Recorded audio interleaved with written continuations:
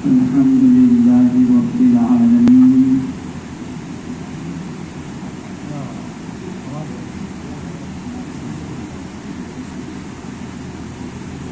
والعاقبة للمتقين والصلاة والسلام على سيد الأنبياء والمرسلين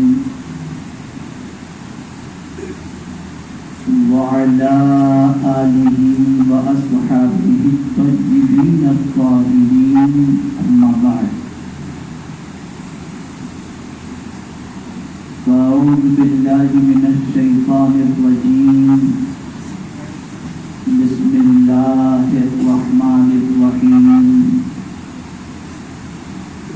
عن عمرو بن عبس رضي الله تعالى عنه قال أتيت رسول الله صلى الله تعالى عليه وسلم فقلت من معك على هذا الأمر؟ قال حج وعبد. فقلت ما الإسلام؟ قال طيب الكلام وإطعام الطعام. صدق رسول الله صلى الله تعالى عليه وسلم.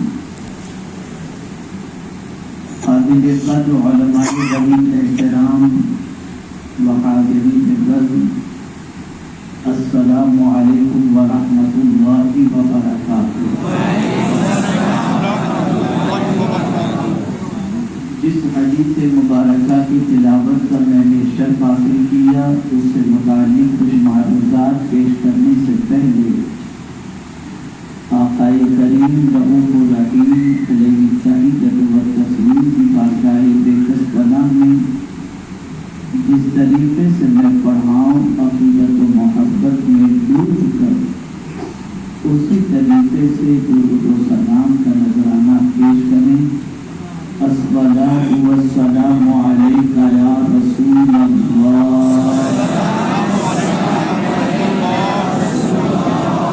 الصلاۃ والسلام علیک یا حبیب اللہ،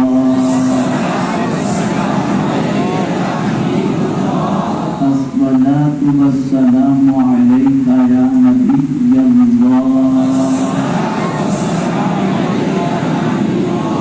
الصلاۃ والسلام علیک یا نور اللہ، وعلی آلک واصحابک یا حبیب اللہ،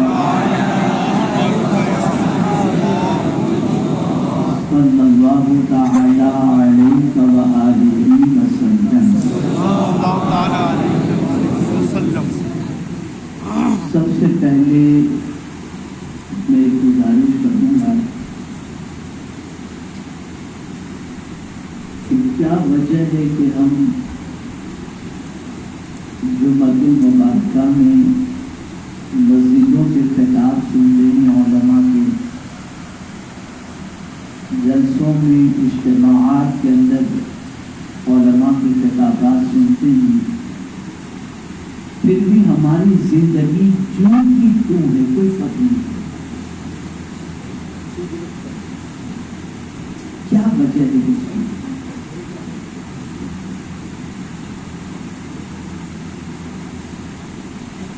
کبھی ہم نے اس کو جاننے کی کوشش نہیں کی۔ وجہ سب سے بڑی یہ ہے کہ ہم نے ذکر الہی اور ذکر رسول صلی اللہ علیہ وسلم کی محفل کی عظمت کو نہیں سمجھا۔ اگر ان محفلوں کی عظمت کو ہم سمجھتے تو وہ حال نہ ہوتا جو آپ دیکھ رہے ہیں، کوئی یوں دیکھ رہا ہے، کوئی کیا کر رہا ہے، کوئی کیا، عجیب سچویشن۔ ہم ان محفلوں کی عظمت کو نہیں سمجھتے۔ یہ وہ محفلیں ہیں کہ حدیث مبارکہ میں ہے اللہ رب العزت جل جلالہ کے کچھ معصوم فرشتے ایسے ہیں جو ایسی محفلوں کی تلاش میں زمین پر آتے ہیں جہاں اللہ اور اس کے رسول کا ذکر ہوتا ہے، اور جب وہ اس محفل میں پہنچ جاتے ہیں اور محفل جب ختم ہوتی ہے اور وہ فرشتے جب رب قدیر جل جلالہ کی بارگاہ کے اندر لوٹ کر کے جاتے ہیں تو مولا ان سے فرماتا ہے میرے فرشتوں کہاں سے آ رہے ہیں؟ تو فرشتے جواب میں عرض کرتے ہیں مولا فلاں جگہ پر تیرے ذکر کی محفل سجی تھی، ہم وہاں سے آ رہے ہیں۔ رب فرماتا ہے میرے فرشتوں یہ بتاؤ کہ اس محفل میں بیٹھنے والے کہنے والے کیا کر رہے تھے؟ مولا تیرا ذکر کر رہے تھے۔ رب فرماتا ہے ان کی تمنا کیا تھی؟ فرشتے عرض کرتے ہیں مولا ان کی تمنا یہ تھی کہ تو انہیں جنت عطا کر دے۔ تو رب فرشتوں سے فرماتا ہے کیا انہوں نے جنت دیکھی ہے؟ فرشتے عرض کرتے ہیں نہیں، اگر وہ دیکھ لیں تو مولا پوری زندگی تیرے ذکر میں گزار دیں۔ پھر رب فرشتوں سے فرماتا ہے وہ کس چیز سے پناہ مانگتے تھے؟ تو فرشتے عرض کرتے مولا کو جہنم سے بچنے کی دعا کرتے تھے۔ رب فرماتا ہے جہنم انہوں نے دیکھا؟ فرشتے عرض کرتے ہیں نہیں، اگر دیکھ لیں تو فرشتے عرض کرتے مولا زندگی میں کبھی گناہ کرے ہی نہیں۔ رب فرماتا ہے فرشتوں گواہ ہو جاؤ میں نے ان سب کی مغفرت کی۔ تو فرشتے عرض کرتے ہیں مولا اس محفل میں تیرا ایک بندہ ایسا بھی تھا جو محفل میں آنے کی غرض سے، شریک ہونے کی غرض سے نہیں آیا تھا، وہ تو نکلا تھا جا رہا تھا، دیکھا محفل سجی ہے آ کر کے بیٹھ گیا، مولا اس کے بارے میں کیا ہوتا ہے؟ میرا کریم فرماتا ہے میں نے اس کو بھی بخش دیا۔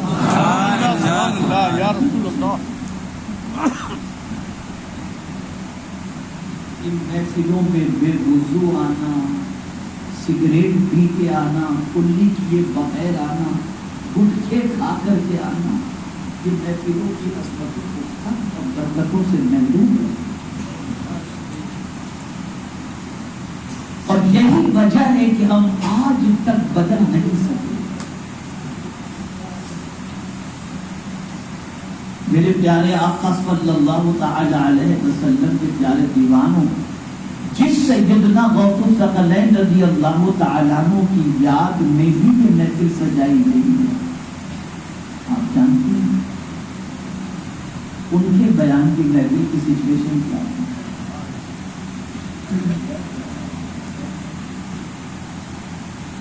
آپ بھی خطاب فرما رہے تھے،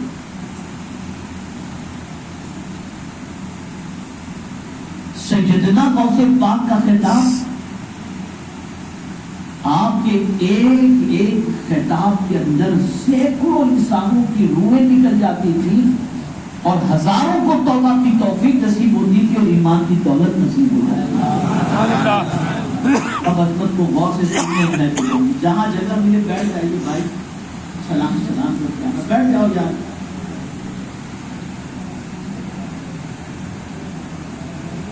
ارے بھائی بیٹھ جاؤ یار، تو بیٹھ جاؤ، کیا کر رہے ہو؟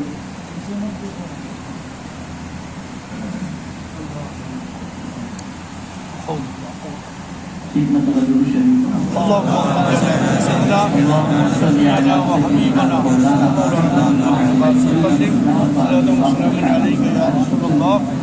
صلاة وسلام عليك يا سيدي يا رسول صلى الله تعالى عليه وسلم۔ سیدنا غوث پاک رضی اللہ تعالیٰ عنہ خطاب فرما رہے تھے، اور آپ کے خطاب کے وقت آپ کے جلال کی کیفیت یہ ہوتی کہ ہر ایک کی گردن جھکی ہوتی، دل بھی سنتا تھا اور کان بھی اس کی آواز سنتا۔ سبحان اللہ، سبحان اللہ۔ ساروں قطار لوگ ہوتے تھے آپ کی خطاب، ہچکیاں بن جاتی تھی آپ کے خطاب کی محفل میں۔ ایک مرتبہ خطاب فرما رہے تھے، دوران خطاب ایک صاحب جو محفل میں موجود تھے ان کو جھپکی لگی، آنکھ بند کر لی، آنکھ لگ گئی۔ غوث پاک رضی اللہ تعالیٰ عنہ کی نظر خطاب کرتے کرتے اس پر پڑ گئی تو سیدنا غوث پاک رضی اللہ تعالیٰ عنہ نے اپنا خطاب روکا، اترے منبر سے،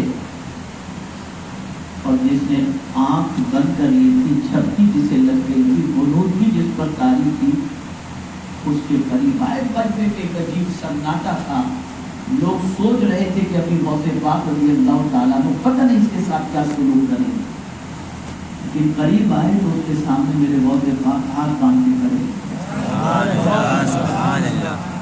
جس کی آنکھ لگی تھی اس کے سامنے ہاتھ باندھ کر کے کھڑے۔ کچھ دیر گزری تو اس شخص کی آنکھ کھلی، دیکھا نگاہوں کے سامنے غوث پاک کو، گھبرا گیا۔ غوث پاک رضی اللہ تعالیٰ عنہ نے فرمایا، بتا آنکھ بند کر کے کیا دیکھ رہا ہے؟ جواب میں اس نے عرض کیا، میرے آقا کا دیدار۔ غوث پاک نے فرمایا، تو آنکھ بند کر کے میرے آقا کو دیکھ رہا تھا، میں کھلی آنکھ سے اپنے نبی کا جلوہ۔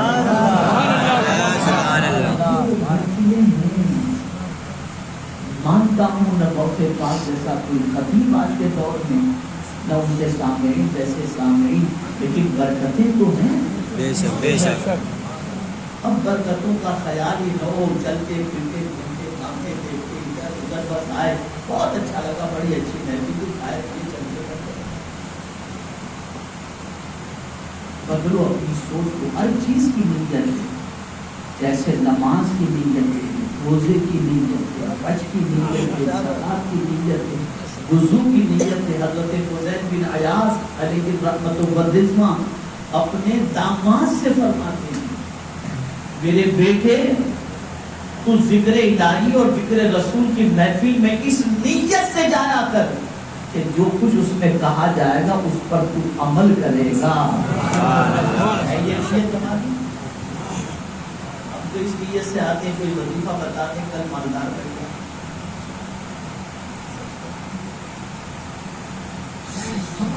کوئی سوچ نہیں ہے، کوئی فکر نہیں ہے، اور یہی فکری دیوالیہ پن جو ہے نا، اس نے پوری دنیا میں ہمیں رسوا کر دیا ہے۔ ہم کہیں کے نہیں، زندہ لاش کی طرح زمین کے اوپر ایک بوجھ بن کر کے ہم اپنی زندگی گزارتے ہیں۔ ہمارا کوئی وزن نہیں، ہمارا کوئی وقار نہیں، ہماری کوئی آبرو نہیں، ہم لوگوں کے پیروں کے اندر فٹ بال کی طرح آ رہے ہیں۔ دنیا جس طرح سے چاہ رہی ہے ہمیں مسل رہی ہے، ہمیں اڑا رہی ہے، ہمیں پھینک رہی ہے۔ وجہ کیا ہے؟ ہم صرف دنیا کو قصوروار نہ ٹھہرائیں، ہم خود اپنے آپ کے بارے میں سوچیں۔ مجھے یاد آ رہا ہے، ایک دیہاتی بزرگ شہر میں پہنچے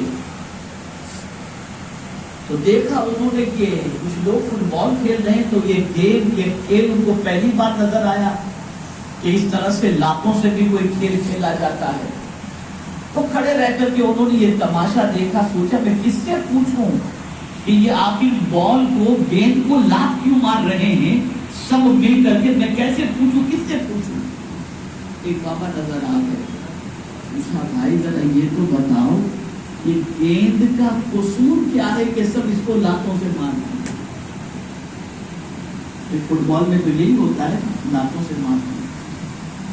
گیند کا قصور کیا ہے کہ یہ سب مل کر لاتوں سے مارتے ہیں؟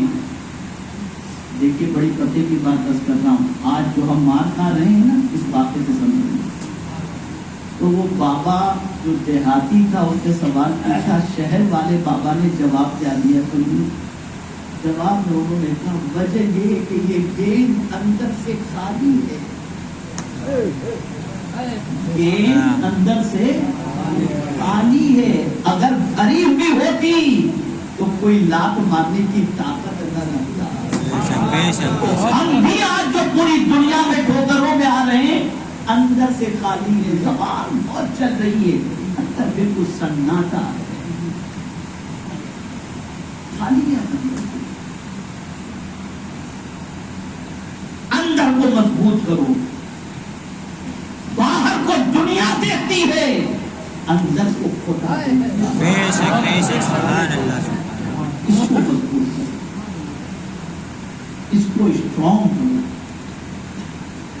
ایمان کو اس کے اندر جگہ دو، اخلاق کو اس میں جگہ دو، اعمال کو اس میں جگہ دو، اخلاص کو اس میں جگہ دو، یہ ساری چیزیں بھر دو، پھر آپ دیکھنا جہاں سے گزرو گے دنیا آپ کا استقبال کرتی ہوئی نظر آئے۔ سبحان اللہ۔ اب آئیے، میں نے جس حدیث شریف کی تلاوت کا شرف حاصل کیا اس کے حوالے سے کچھ باتیں عرض کریں۔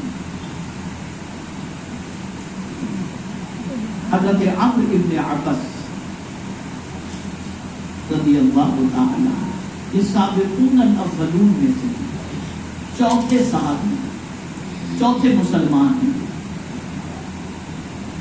اسلام قبول کرنے والوں میں حضرت عمرو ابن عبس رضی اللہ تعالیٰ عنہ چوتھے ہیں۔ آئے ایک بار حضور صلی اللہ علیہ وسلم کی بارگاہ میں اور میرے آقا صلی اللہ علیہ وسلم سے انہوں نے سوال پوچھا، فَقُلْتُ مَنْ مَعَكَ عَلَى هَذَا الْأَمْرِ۔ حضرت عمرو بن عبس خود کہتے ہیں کہ میں نے حضور سے عرض کیا کہ اس معاملے میں، یعنی اسلام کے معاملے کے اندر آپ کے ساتھ کون کون ہے؟ ابتدائی دور تھا، مکی دور ہے، دعوت و تبلیغ کا بالکل ابتدائی دور۔ آپ سوچیں جب چوتھے کلمہ پڑھنے والے حضرت عمرو بن عبس ہیں تو کیا سچویشن ہے؟ بالکل ابتدائی دور، سخت امتحان کا دور۔ تو انہوں نے سوال پوچھا، من معک، آپ کے ساتھ کون ہے؟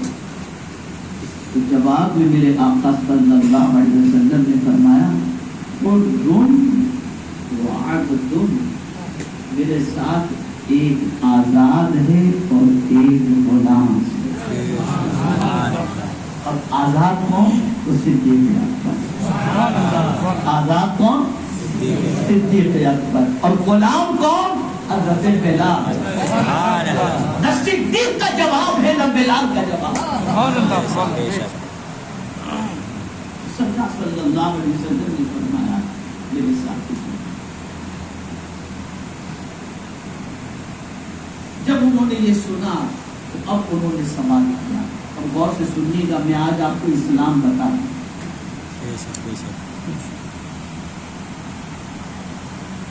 اسلام بتا دوں جو حضور نے اسلام بتایا۔ اسلام کسے کہتے ہیں؟ ایمان کسے کہتے ہیں؟ تو عمرو ابن عبس رضی اللہ تعالی عنہ نے حضور صلی اللہ علیہ وسلم سے عرض کیا، مل اسلام، یا رسول اللہ صلی اللہ تعالی علیہ وسلم، اسلام کیا ہے؟ اب آج ہم اسلام کیا سمجھتے ہیں؟ مچھلی کھانا، گوشت کھانا، مرغی کھانا، یہ سب چیزوں کو اسلام سمجھتے ہیں۔ مسلمان ہیں تو بس یہ تو کھانا ہی چاہیے، پھر چاہے صحیح طور پر ہو یا غلط طور پر ہو، چاہے ذبیحہ صحیح ہو یا غلط ہو، کھانے سے مطلب ہے ہمارے لیے تو کھانا ہے۔ ہم مرغی گوشت نہیں کھائیں گے تو کون کھائے گا؟ ہماری یہ اسلام سمجھیے۔ اور میں چاہوں گا کہ اس اسلام کو اپنی زندگی میں تلاش کرو جو اسلام حضور نے بتایا، اس اسلام کو تلاش کرو۔ تو سوال کیا حضرت عمرو بن عبس نے، من اسلام، اسلام کیا ہے؟ میرے آقا صلی اللہ علیہ وسلم نے جواب میں ارشاد فرمایا، طیب الکلام و اطعام الطعام۔ سرکار فرماتے ہیں پاکیزہ بات کرنا اور کھانا کھلانا، یہ ہے اسلام۔ طیب الکلام فرمایا گیا، پاکیزہ بات کرنا، یعنی جو اسلام کا ماننے والا ہے اس کی زبان سے کبھی فحش بات نکلتی ہی نہیں، بلکہ جو اسلام کا ماننے والا ہے اس کی زبان سے ہمیشہ پاکیزہ کلام ہی نکلا کرتا ہے۔ یہ اسلام، اور سب سے پاکیزہ کلام کیا ہے؟ کبھی ہم نے غور نہیں کیا، بس پڑھتے ہیں، اچھا ہے، پڑھنا چاہیے اور ثواب ہے۔ کلمہ طیبہ کیوں کہتے ہیں؟ اسی لیے طیبہ کہتے ہیں کہ اس سے بہتر پاکیزہ کلام کوئی دوسرا ہے، اسی لیے کلمہ طیبہ ہے۔ تو پاکیزہ کلام یہ اسلام ہے۔ مسلمان جب بھی منہ کھولے تو پاکیزہ کلام کے علاوہ اس کی زبان سے کچھ نکلے ہی نہیں۔ اب اس اسلام کو مسلم محلوں میں تلاش کر لو، مسلم منڈیوں میں تلاش کر لو، مسلم سیاست دانوں میں تلاش کر لو، مسلم مسافرین میں تلاش کر لو، جہاں جہاں مسلمان ہیں وہاں یہ اسلام تلاش کرو، آپ کو پتہ چل جائے گا یہ اسلام کتنا موجود ہے۔ ہمارے محلوں میں تو صبح ہوتی ہے گالی سے اور شام ہوتی ہے گالی سے، چوراہے پر بیٹھنے والا بائک پر نوجوان شروع کرتا ہے ماں کی گالی سے، بہن کی گالی سے، جس کسی کو دیکھو الا ماشاء اللہ یہی چیز اس کی زبان خراب ہو رہی ہے۔ کہاں ہے یہ اسلام مسلمانوں میں؟ ہم کہہ رہے ہیں ہم پیروں تلے رولتے جا رہے ہیں، قرآن کہہ رہا ہے وَأَنْتُمُ الْأَعْلَوْنَ إِن كُنتُم مُؤْمِنِينَ۔ وجہ کیا ہے؟ وجہ سب سے بڑی یہ ہے کہ یہ اسلام ہماری زندگی میں ہے، اور یہ اسلام اپنے سیکھا بھی نہیں، اور اسی تصدیق پر، اسی سچی بات پر، اسی پاکیزہ بات پر صدیق کا لقب بھی اللہ تعالیٰ نے سیدنا ابو بکر کو عطا فرمایا۔ اور جھوٹ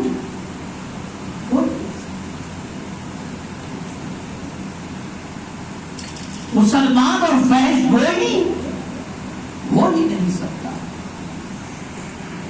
لوگ کہتے ہیں کہ گالی کے بغیر کام نہیں چلتا، ملازم کو گالی نہ دے تو سیدھا نہیں چلتا، بیوی کو گالی نہ دے تو بیوی سدھرتی نہیں ہے۔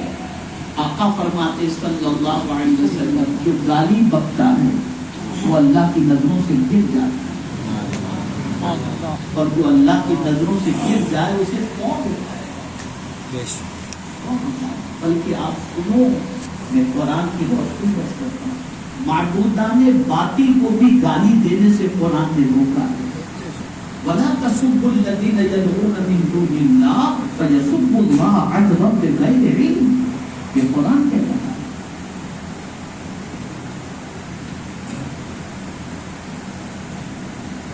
زبان سے اچھے کلمات نکالیں، اس لیے کہ پاکیزہ کلام کی بڑی تاثیر ہے۔ اچھے کلام کو اللہ تعالیٰ دل کے اندر جگہ دے دیتا ہے، اور یہ یاد رکھنا جس کی زبان سے میٹھے بول نکلتے ہیں اس کی محبت اللہ لوگوں کے دلوں کے اندر پیدا کر دیتا ہے۔ گالی بکنے والے سے کوئی محبت نہیں کرتا، اس کے ڈر سے کوئی محبت کرتا ہو الگ چیز ہے، دل سے نہیں کرتا۔ لیکن اگر کوئی پیاری بات کرتا ہو، میٹھی بات کرتا ہو، نرم بات کرتا ہو، اللہ عز و جل اور اس کے رسول صلی اللہ علیہ وسلم کی تعلیمات کے مطابق بات کرتا ہو، اس کی محبت دل کے اندر اللہ پیدا کرتا ہے۔ اچھی بات کی برکت کتنی برکت۔ اگر کسی عورت کا بچہ مر جائے یا گم ہو جائے اور کوئی شخص اس عورت کو تسلی آمیز جملے کہہ دے، مائی تو غم نہ کر، تیرا بچہ تجھے مل جائے گا، اللہ پر بھروسہ رکھ، میرے آقا صلی اللہ علیہ وسلم فرماتے ہیں اس تسلی کے کلمات کہنے والے کو اللہ کا بروز قیامت جنت کا لباس عطا فرمائے۔ سبحان اللہ، سبحان اللہ۔ یہ ترغیب بڑی ہے یہ حدیث مبارکہ۔ تو طیب الکلام یہ اسلام ہے، یہ حضور نے اسلام بتایا صلی اللہ علیہ وسلم، یہ اسلام بھی سیکھو۔ آقا کریم صلی اللہ علیہ وسلم فرماتے ہیں کہ جو شخص اللہ اور یوم آخرت پر ایمان رکھتا ہے اسے چاہیے کہ اچھی بات کہے ورنہ چپ رہے،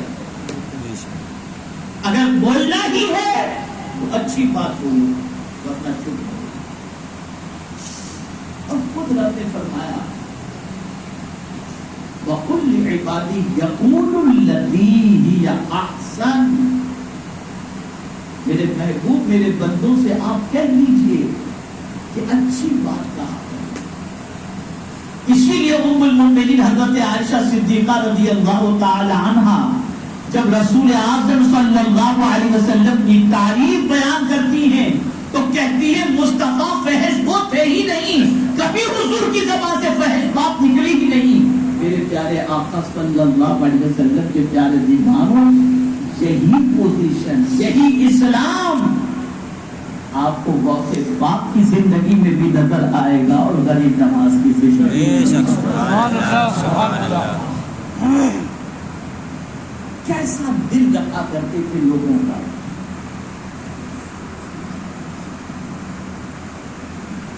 کس طریقے سے تسلی کے جملے کہا کرتے تھے لوگوں کو، اور کتنے پاکیزہ کلمات ان کی زبان سے نکلا کرتے تھے جس کی وجہ سے انسان کی زندگی بدل جایا کرتی تھی، محبت میں کرتی۔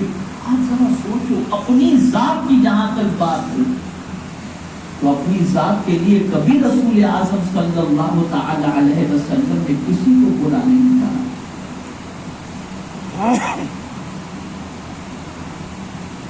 اور یہی پوزیشن اولیاء کرام کی، صحابہ کرام اور تابعین کی آپ کو نظر آئے گی۔ خیر، تفصیلی موضوع ہے، میں اتنا تفصیل میں اس کو لے جانا نہیں چاہتا ورنہ یہی موضوع بڑا طویل ہو جائے گا۔ اس بات کو اچھی طریقے سے یاد رکھیں، ایک حدیث سن لیں تاکہ زبان کے استعمال کا ڈھنگ آپ کو آ جائے۔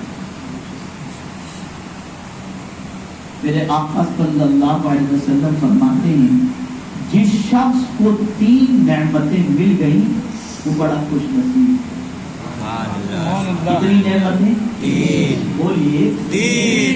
نمبر 1 لسان ذاکر،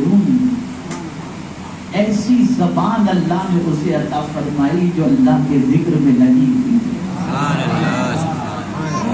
اگر ایسی زبان مل گئی جو اللہ کا ذکر کر رہی ہے تو یہ سمجھ لیجیے قدرت نے اس کو بڑی نعمت عطا فرمائی۔ وقلب شاکر، اور ایسا دل اسے عطا فرمایا جو دل اپنے کریم کا شکر ہی ادا کرتا جاتا ہے۔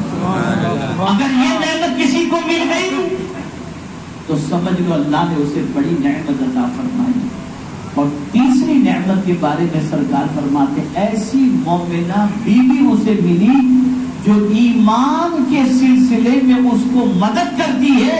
سرکار فرماتے ہیں یہ تینوں نعمتیں جسے مل گئیں وہ خوش نصیب انسان ہے۔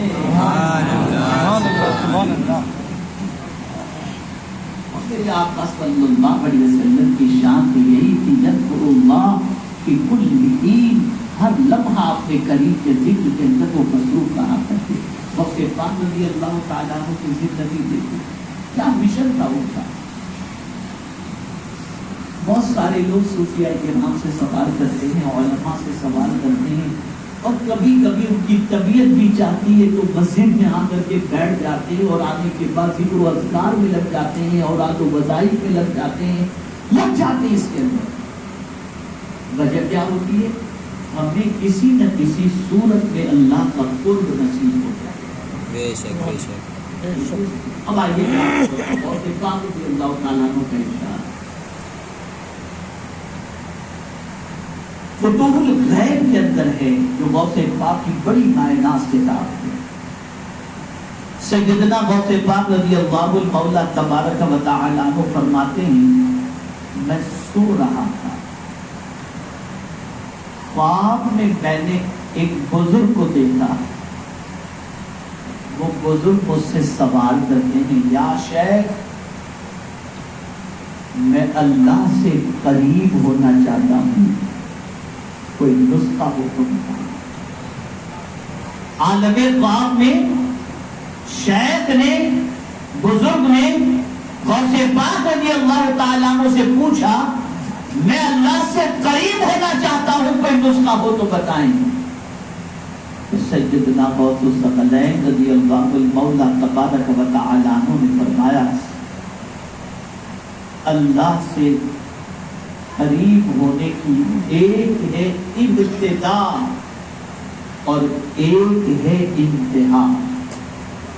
قرب الہی کی ایک ابتدا ہے اور قرب الہی کی ایک انتہا ہے۔ یعنی اگر کوئی شخص یہ جاننا چاہے کہ میں اللہ کے قریب ہو گیا ہوں تو یہ اس کی منزل اسے ملی ہے، اس کی ایک پہچان ہے، اور وہ قرب الہی حاصل کرنے کے راستے پر قدم اٹھا چکا ہے تو اس کا اسٹارٹ لینا اس کی بھی ایک علامت ہے۔ تو غوث پاک فرماتے ہیں ایک ہے قرب الہی کی ابتدا اور ایک ہے قرب الہی کی انتہا۔ غوث پاک فرماتے ہیں قرب الہی کی ابتدا ہے ورع اور قرب الہی کی انتہا ہے تسلیم و رضا و توکل۔ اب آپ ورع کے بارے میں سوچیں گے یہ ورع کیا چیز ہے؟ تقویٰ سے بھی اونچا درجہ جس کا ہے اسے کہتے ہیں ورع۔ تقویٰ کہتے ہیں حرام سے بچنا اور ورع کہتے ہیں مشتبہ چیزوں سے بھی بچنا۔ تو جس بندے کی خواہش یہ ہو کہ میں اللہ سے قریب ہو جاؤں، اس بندے کو اپنا سفر شروع کرنے سے پہلے حرام سے بھی بچنا ہوگا، مشتبہ چیزوں سے بھی بچنا ہوگا۔ جیسے ہی اس نے اپنے آپ کو حرام سے بچا لیا، مشتبہ چیزوں سے بچا لیا، وہ یا اللہ سے قریب ہونے کا سفر اس نے شروع کر دیا، سفر شروع کر دیا۔ یہ بہت ایک بات ہے۔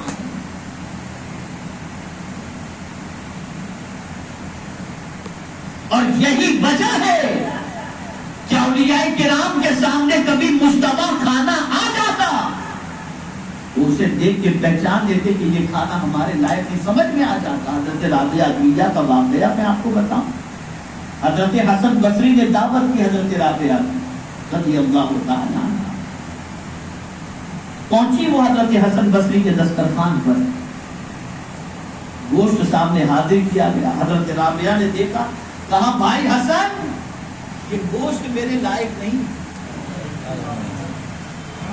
یہ گوشت میرے لائق نہیں۔ حضرت حسن بصری کو عجیب کیفیت ان پر تاری ہوئی، فرمانے لگے رابعہ کیا تمہیں میرے کھانے میں بھی شک لگ رہا ہے؟ کون حسن بصری؟ مولا علی کی آغوش میں پرورش پانے بے شک بے شک، سبحان اللہ سبحان اللہ۔ آغوش مولا علی کے پروردہ ہیں حضرت حسن بصری رضی اللہ عنہ۔ فرماتے ہیں مائی رابعہ، بہن رابعہ تم کو میرے گھر کا گوشت بھی شک والا لگ رہا ہے؟ کہا بھائی تحقیق کر لو، تحقیق کر۔ اب حضرت حسن بصری نے تحقیق شروع کی، سب سے پہلے غلام کو بلایا، یہ بتا یہ جانور کا گوشت جو ہے یہ کس قصائی سے تم نے خریدا؟ قصاب کا پتہ بتایا گیا۔ گئے حضرت حسن بصری رضی اللہ تعالیٰ اور پہنچنے کے بعد اس قصاب سے پوچھا یہ بتا جو گوشت میرے خادم نے تجھ سے خریدا وہ گوشت جس جانور کا تھا اس جانور کو تو نے ہی ذبح کیا تھا؟ ہاں حضرت میں نے ذبح کیا۔ تو نے قیمت برابر ادا کی تھی؟ ہاں میں نے برابر ادا کی تھی۔ جانور میں کوئی عیب تو نہیں تھا؟ نہیں کوئی جانور میں عیب نہیں تھا۔ حضرت یہ سوال آپ کیوں پوچھ رہے ہو؟ تو حضرت حسن بصری نے جواب میں فرمایا وجہ یہ ہے کہ رابعہ نے اس گوشت کو کھانے سے ہاتھ کھینچ لیا، اس لیے میں یہ سوال پوچھ رہا ہوں۔ کبھی حضرت میں نے جانور کی قیمت پوری ادا کی، میں نے ذبح کیا ہے، جانور میں کوئی عیب نہیں تھا، شرعی سارے تقاضے پورے ہوئے، سب کچھ تھا۔ کہا اچھا یہ بتائیے جانور تو نے خریدا کہاں سے؟ فرمایا فلاں شخص سے۔ کہا چل اس کے پاس، گئے اس کے پاس. حضرت حسن بصری نے فرمایا جانور تمہارا تھا؟ کہاں. تم نے بیچا تھا؟ کہاں. کہا حضرت یہ تو بتائیے یہ سوال آپ کیوں پوچھ رہے ہیں؟ تو حضرت حسن بصری نے جواب میں فرمایا وجہ یہ ہے کہ رابعہ نے اس جانور کے گوشت سے اپنے ہاتھ کو کھینچ لیا تھا، اس لیے میں یہ سوال پوچھ رہا ہوں.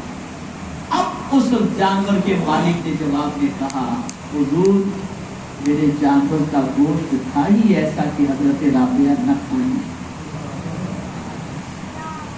کہا کیوں کیا ہوا؟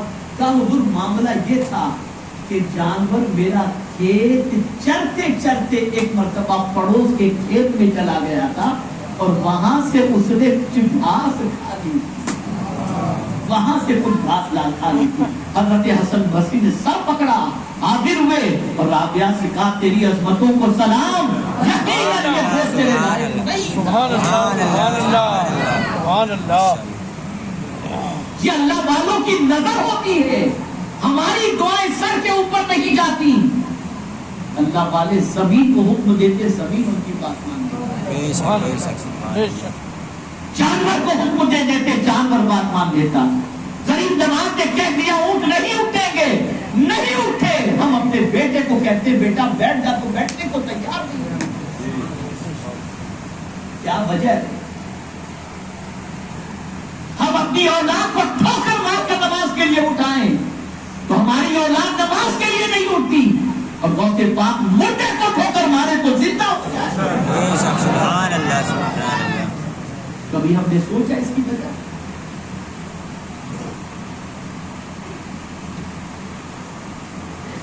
اللہ والوں کا حال یہ ہے مشتبہ چیزوں سے بھی وہ بچتے ہیں. آج تو کہیں بھی لا بھائی چکن بریانی، لا بھائی یہ، لا بھائی وہ، کھا لیا اور کچھ اتنے آگے نکل گئے کہ من گھڑت شریعت بنا ڈالے. مولانا بسم اللہ پڑھ کے کھا لو سب حلال ہے. معاذ اللہ. کہاں سے سیکھا ہے آپ نے یہ سب؟ اور کون ہے آپ کا اس سلسلے میں مدرس؟ کون ہے آپ کا ایسا استاد جس نے یہ آپ کو سکھایا؟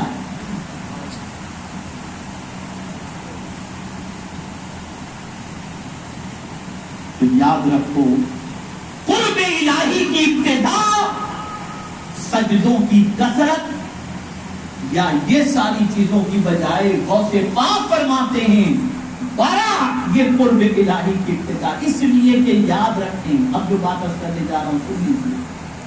نیکی کرنے سے ایک جنت ملے گی اور گناہ سے بچنے کے عوض میں 2 جنتیں اللہ تعالیٰ فرماتا ہے. قرآن کہتا ہے وَلِمَنْ خَافَ مَقَامَ رَبِّهِ جَنَّتَانِ. اور نیکی کرنا آسان ہے، گناہ سے بچنا بہت مشکل. میں اس وقت اگر کہہ دوں کہ بیٹھ کر آپ 100 مرتبہ درود شریف پڑھیں، انشاءاللہ آپ سب پڑھ لیں گے. لیکن اگر میں یہ کہوں کہ کل سے خبردار کوئی بھی جھوٹ نہ بولنا، میں سمجھتا ہوں کہ پسینہ نکل آئے گا جھوٹ سے بچنے کے سلسلے. اگر میں کہہ دوں کہ لڑکیوں پر نگاہ نہ ڈالنا، پسینہ نکل آئے گا اس گناہ سے بچنے کے سلسلے میں. تو نیکی کرنا آسان ہے، گناہ سے بچنا بہت مشکل ہے. اسی لیے وقت پاک فرماتے ہیں اگر کسی کو قرب الہی کا سفر شروع کرنا ہے تو سب سے پہلے وہ گناہوں سے بچے، مشتبہ چیزوں سے بچے.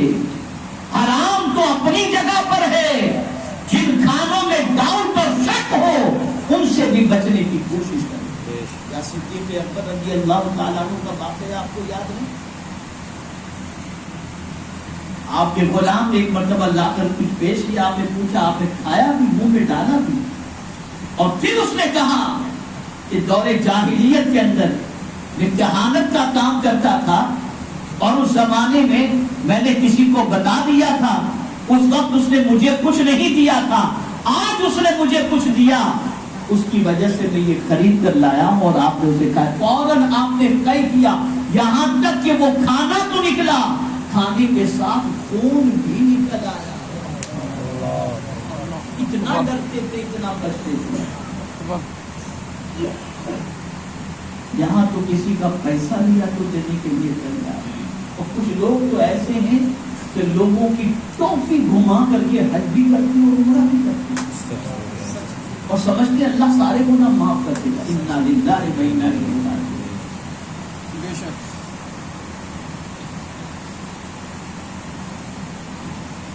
تو قرب الہی کی ابتدا ہے ورا مشتبہ چیزوں سے بھی خود کو روکنا. اور یہ میری بات ہمیشہ کے لیے ذہن میں محفوظ کر لو. خدا کی قسم جب آپ کا قدم گناہ کی طرف بڑھنے والا ہو اللہ کے ڈر سے آپ نے روک لیا اللہ فوراً آپ کے سینے پر سکون نازل فرما آپ کے دل کو منور کر دے گا آپ کی آنکھوں میں روشنی عطا کر دے گا. اور پھر ہوگا کیا اتقوا بفراست المؤمن فإنه ينظر بنور الله تعالی. تو مشتبہ چیزوں سے بھی بچنا یہ قرب الہی کی ابتدا ہے. یہ غوث پاک رضی اللہ مولا تبارک و تعالی عنہ نے فرمایا اور انتہا کیا فرمایا تسلیم و رضا و توکل. اب یہ تسلیم و رضا و توکل کیا ہے؟ ورا کی بھی غوث پاک نے 10 قسمیں بیان فرمائی. نہ میرے پاس اتنا علم ہے نہ اتنا وقت کہ میں اس سلسلے میں تفصیل آپ کے سامنے ان 10 چیزوں کا ذکر کر سکوں. لیکن اینڈ کیا بتایا قرب الہی کی انتہا تسلیم و رضا و توکل. اپنے مولا کے ہر فیصلے پر راضی ہوئی.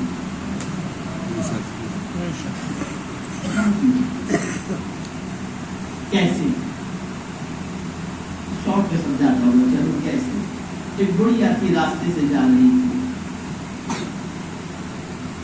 ٹھوکر لگی پیر کا ناخن نکل گیا خون بہنے لگا لیکن وہ مسکرا رہی ہے. وہ کیا کر رہی ہے بولیے مسکرا رہی ہے. لوگوں نے کہا بھائی مجھے درد نہیں ہو رہا. کہا نہیں. کہا وہ نکل گیا مجھے درد نہیں ہو رہا. کہا نہیں.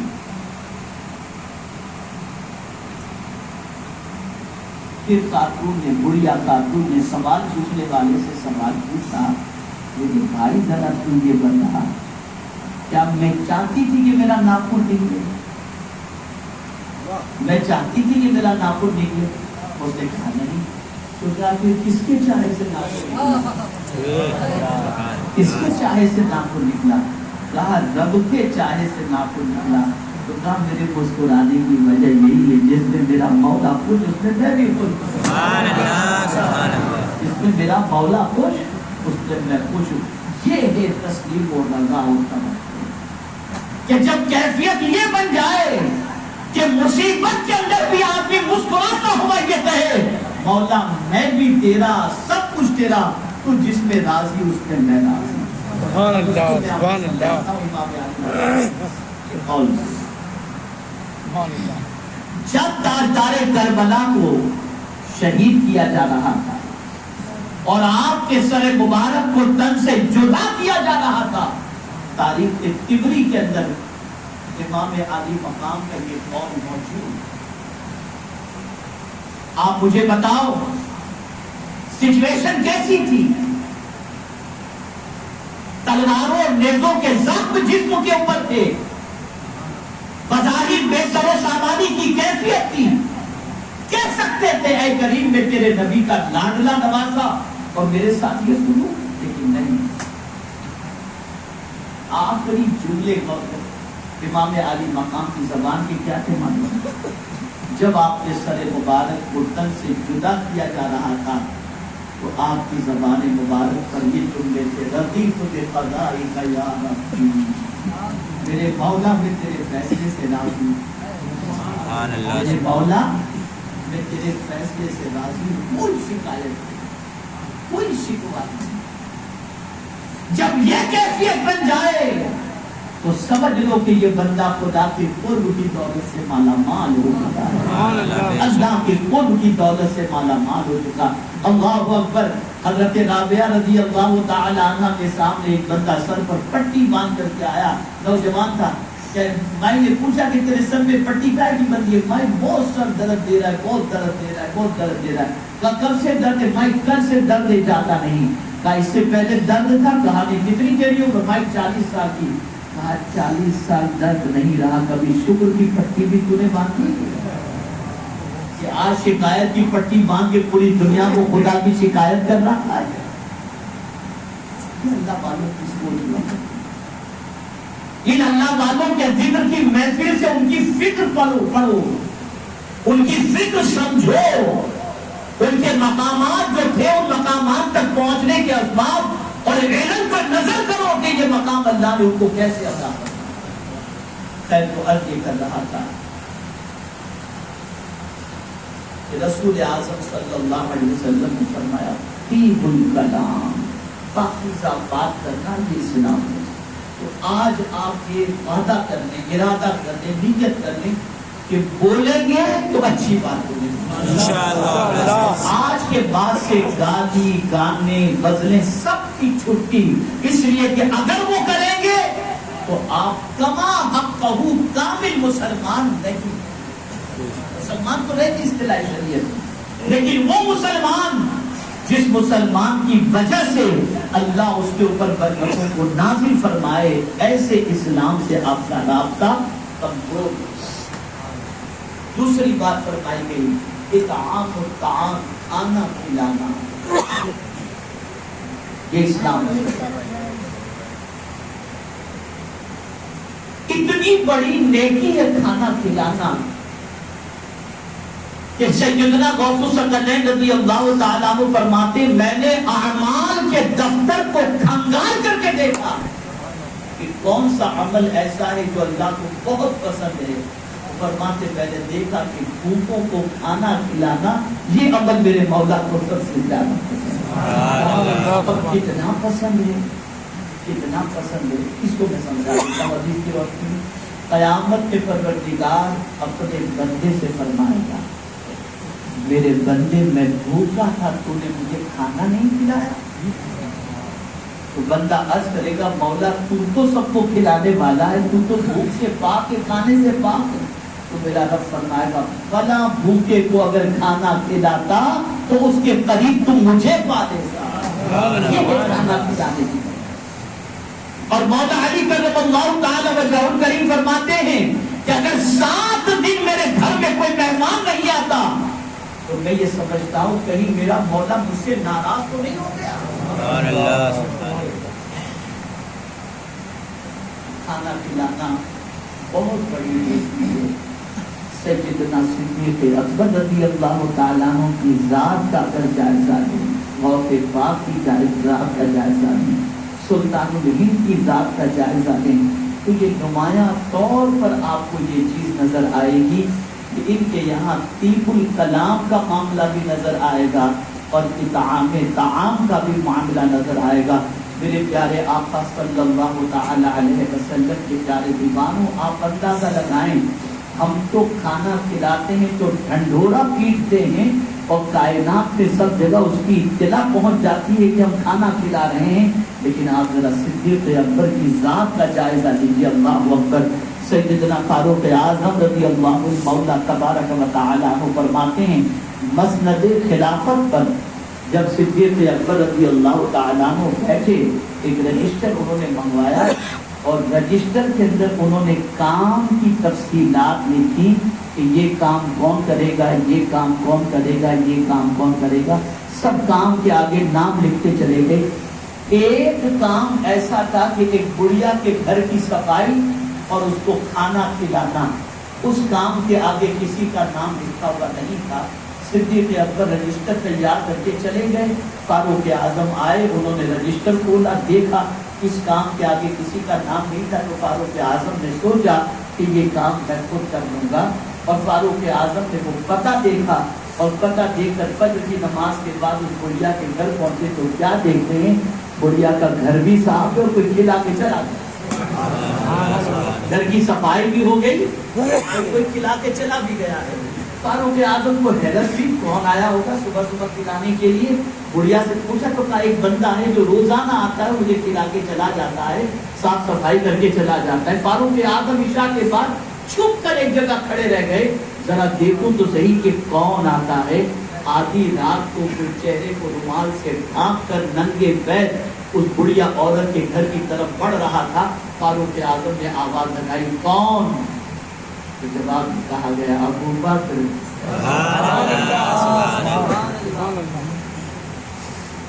दस गए फारूक आजम।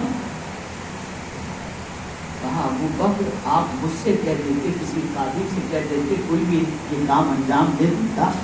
आप ये काम करने के लिए खुद तशरीफ लाए खलीफतुल मुस्लिमीन होकर। तो जवाब में इरशाद फरमाते हैं, मैंने सोचा कि इतनी अच्छी नेकी करने में मैं सब कर लेना, और ये नहीं। अच्छा सिद्दीक़ अकबर जरा ये तो बताइए कि नंगे पैर क्यों आए आप, जूते चप्पल क्यों नहीं पहने रात के अंधेरे में? तो जवाब में फरमाते हैं, कहीं जूतों की आहट से किसी की नींद खराब न हो जाए।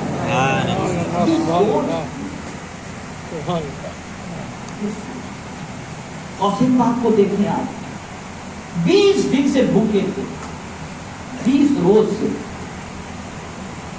अजीब कैफियत।